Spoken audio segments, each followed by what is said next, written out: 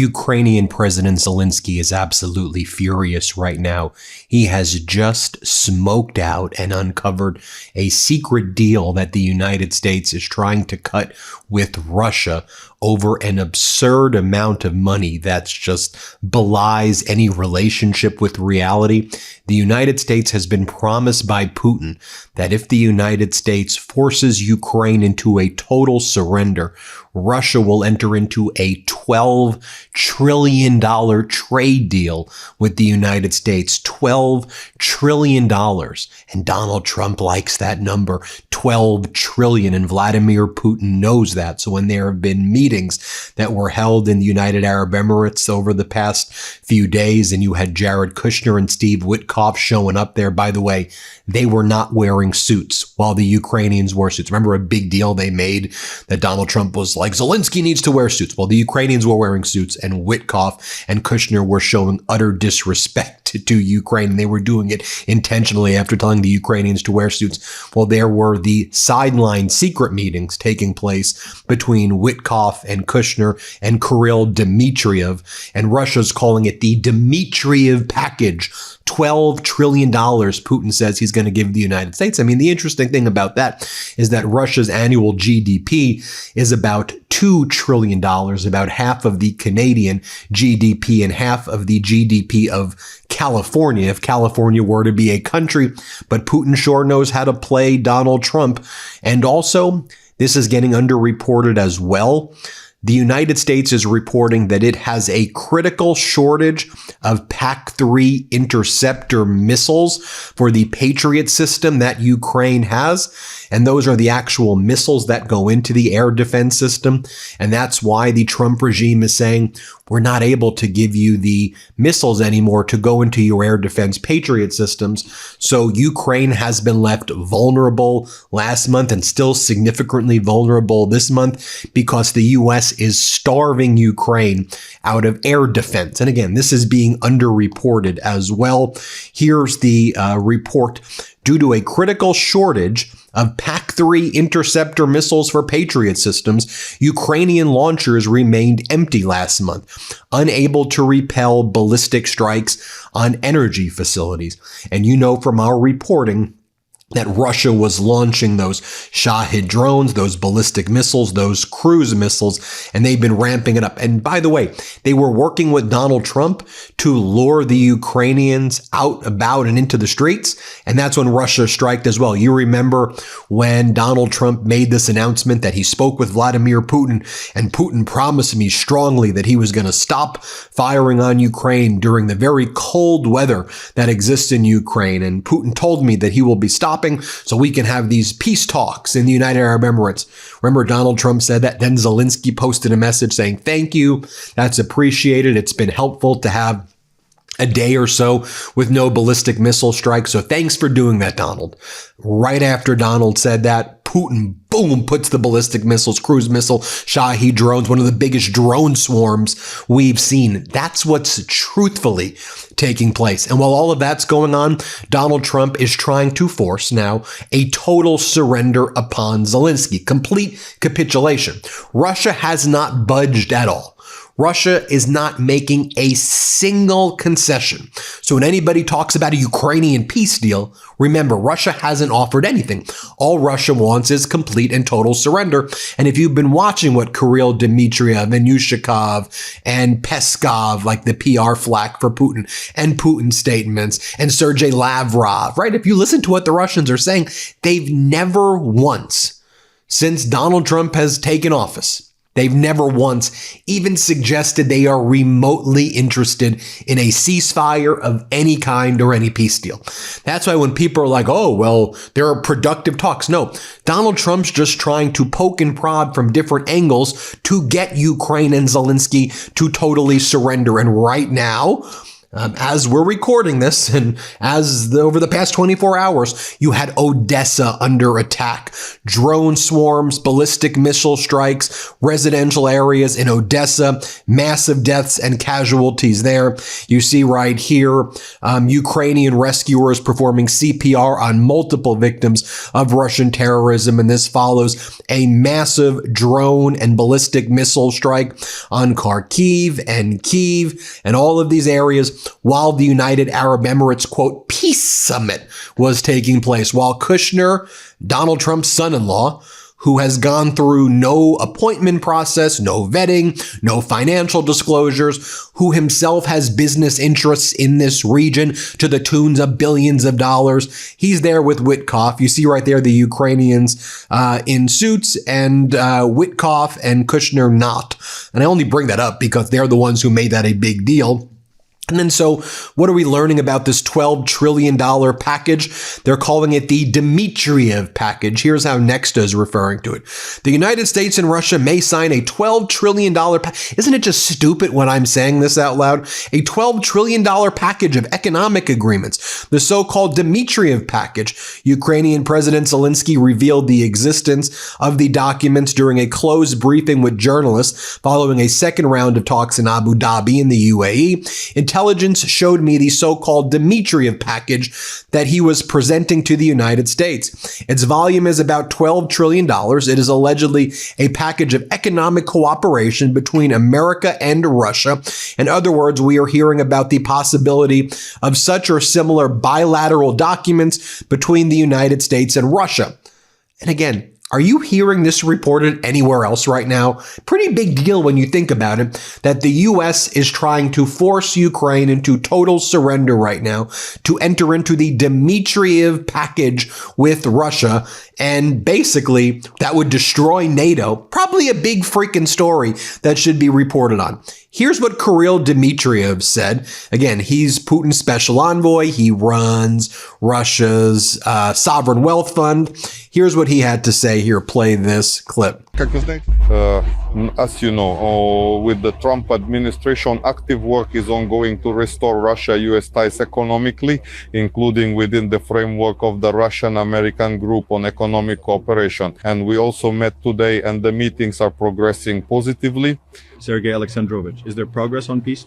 You know, one indicator here could be that the warmongers from Europe, from Britain, are constantly trying to hinder this process, constantly trying to interfere. And the more such attempts occur, the more we see that undoubtedly there is progress and a good, positive movement forward. But here in Abu Dhabi, you can't interfere, I suppose, right? Well, it's difficult for them, but they are trying. Now, here's how the Institute for the Study of War is putting it. U.S. pressures Ukraine to plan for a vote on a peace agreement would be odd, considering that the sides reportedly remain far apart on central issues, and that the Kremlin continues to refuse compromises offered by both the United States and Ukraine. As Republican Congress member Don Bacon from Nebraska writes, it's worse than odd. It's morally wrong. The White House puts pressure on Ukraine while Russia is invading and bombing cities. Russia wants a vassal state while Ukraine wants independence and democracy. Moral blindness is more accurate than odd. Actually, thank you, Bacon, because stop this it would be odd. And while the parties remain far apart on a compromise, Russia's not trying to compromise.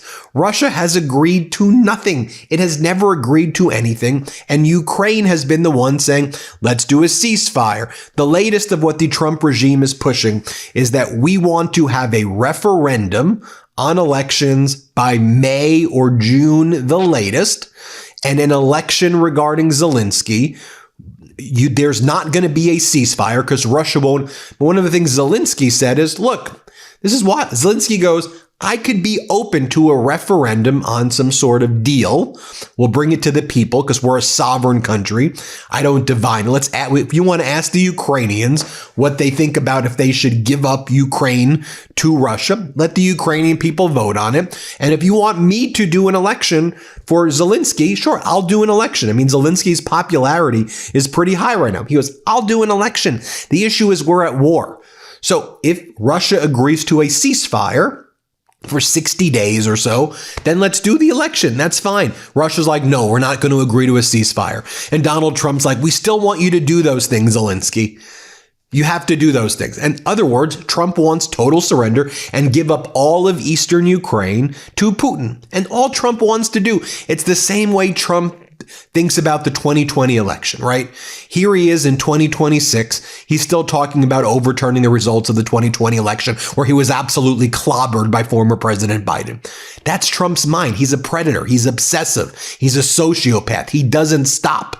And so he's going to just come up with ways in his own mind. Ukraine belongs to Russia. That's how Trump feels. So he's just going to try to find different sociopathic ways to achieve that outcome. That's all these things are. Zelenskyy knows that. Europe knows that. Okay, and they're trying just to figure out how you check and counter the fact that NATO essentially exists in name only. I mean, there are still old vestiges of NATO and people, within the United States working with NATO, but Trump doesn't want NATO to succeed. So it's a battle from within, basically. And that's, one of the things you have going. Also, an important thing that's happening right now is we're heading soon into elections in Hungary, where Viktor Orban's party is getting absolutely shellacked right now by the TISA EPP party, and the opposition group, the pro-democracy, pro-European group, is poised to win. So Orban's going all in on Russia to try to steal the elections in Hungary. Orban declares Ukraine the enemy of Hungary. Hungarian Prime Minister Viktor Orban criticized Ukraine for calling on the EU halt imports of cheap Russian energy. Anyone who says this is an enemy of Hungary. Anyone who says this is an enemy of Hungary. So Ukraine is our enemy. Didn't Donald Trump, though, say that anybody who brings in Russian oil is an enemy, except if it's Viktor Orban and everybody else who brings in Russian oil? And then you have the Russians arriving in Hungary this week in order to try to rig the Hungarian elections. So you have all of the big Russian people, Russian influencers and Russian government officials are now in Hungary working with Orban to try to rig their midterms. Does that sound familiar to you? As Marco Michelko, European diplomat, writes, this trend should be deeply worrying to us. It's exactly what Russia and China want to see. Progress without a single bullet being fired, and something they are eager to deepen. So when you look at the popularity or approval of the United States in, say, the UK, in Denmark, in France, in Germany, Italy, and Spain, the approval of the U.S., let's just go to the unfavorable.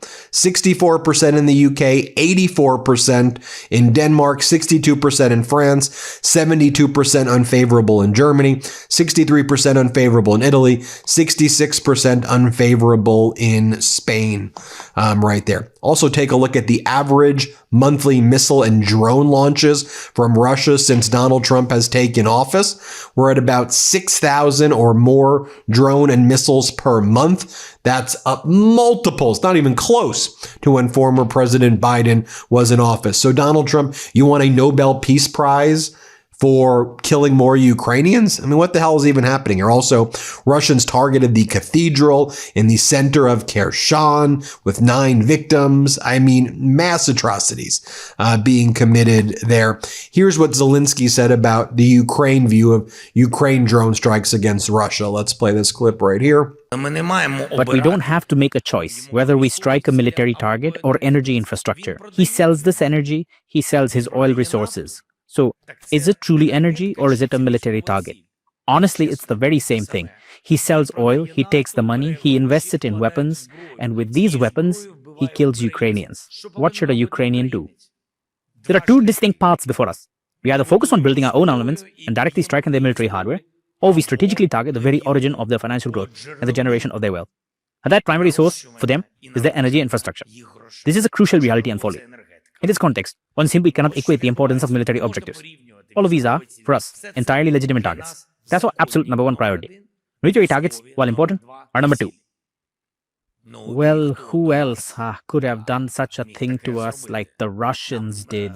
Nobody. And I think it's worth playing this clip as well for you, just to show you how Donald Trump's performative, theatrical, wannabe dictatorship shtick is playing across the world. You have an Iranian member of parliament was speaking with the press in Iran. I'm going to translate this into English for you, but saying that what Donald Trump's been trying to back channel to Iran is just let us hit some of your buildings so we can say to the American people that we did a strike against Iran, and we can say you were obliterated, but then we'll let the Ayatollah stay in power. Just let us hit a few buildings and let us declare victory in a war. This is what the Iranian parliament member is saying, that the Iranian foreign minister has briefed the Iranian parliament of what the U.S. is saying to Iran, that U.S. just wants to strike a few buildings so they can claim a victory to the American, and then move on. After Donald Trump promised the protesters in Iran, go out there, protest, we've got your back. If the Ayatollah kills a single protester, Donald Trump said that he would go in guns a-blazing to help the protesters. Donald Trump is responsible for thousands and thousands of deaths of Iranian pro-democracy protesters because Trump said, go out, we're going to save you.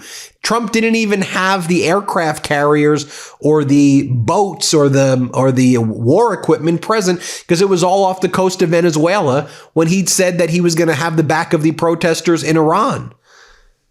And he allowed the Ayatollah to massacre thousands of protesters. And now Trump's calling them up and saying, hey, just let me strike a few buildings. Can we make that deal? And then we'll declare victory and then we're good. Here, play this clip. So Trump came through one of the countries and said, all right, I've made arrangements, I've done the groundwork, and I need to tell you, let me hit a couple of places in Iran, and then you can respond. We said, it's over. If you make a single misstep, we will definitely take 3,000 to 4,000 casualties from you. We have a serious task. Regarding this message, this specific part, I might later be accused, why are you saying these things? Well, we told the foreign minister to call his counterpart in the region. We have announced that any company, any base that bears America's name, we will strike. Now, I'll leave you with this, even though it's not directly related. I mean, all of the stuff is related, but Prime Minister, as I've predicted before, Prime Minister Keir Starmer may be resigning very soon. He may not be able to survive the taint of the Epstein affiliation with his regime under the Labour Party there. And again, I'm not trying to make any... Look, the Tories have their own issues in the UK, okay? And I think that part of the problem is all of this has also distracted from Nigel Farage and the Reform Party, who were working with people like Bannon, who were working very closely with Epstein. So I'm not ignoring that when I make this report. I just want to be very clear and sensitive to our UK viewers that I certainly understand that Nigel Farage with Bannon and those connections to hoisting up far-right authoritarians was part of the Bannon-Epstein class playbook, right? And the Tories have their own issues to deal with. But Prime Minister Starmer appointed Peter Mendelsohn to be the ambassador to the United States. Mendelsohn, as you know, had all of these relationships with Epstein and talked about the girls and engaged in the most disgusting and grotesque and perverse and, behavior that we see in those files with Epstein. We have the chief of staff for Keir Starmer just resigned, and Morgan McSweeney, and people say, well, that's Keir Starmer, Prime Minister, trying to save himself by having McSweeney resign. But others are saying, well, now that shows weakness because you showed confidence for McSweeney, your chief of staff, because McSweeney was the person who said, let's keep Mandelson on, bring him on, when they knew about the connections with Epstein. Maybe didn't know all the stuff that were in the files now, but knew at the time that Mandelson had these Epstein connections. And so McSweeney resigned, and people go, it's 50-50 at this point, and others in the Labour Party probably want to just force out Keir Starmer. Just think about that. The fact that Keir Starmer's chief of staff recommended Mandelson, who is affiliated with Epstein in grotesque ways, in the UK, that impacts their perception on Starmer. Shameful, disqualifying conduct. Even if they, despite other stuff about Starmer, about Keir Starmer. In the United States, Trump's the main character, like in the Epstein files, in my opinion. He appears, tens of thousands of times, in 38,000 times in 5,000 different documents. And his whole regime, his cabinet officials are doing business deals with Epstein. There's no shame. There's no accountability. There's none of that right there in the United States. That's a big problem. Anyway, I wanted to put that all in perspective. We'll see if Keir Starmer can survive this. I suspect he's going to resign. We will see, though. Hit subscribe. Let's get to 6 million. Thanks, everybody, for watching. We'll keep you posted. Love this video? Support independent media and unlock exclusive content, ad-free videos, and custom emojis by becoming a paid member of our YouTube channel today. You can also gift memberships to others. Let's keep growing together.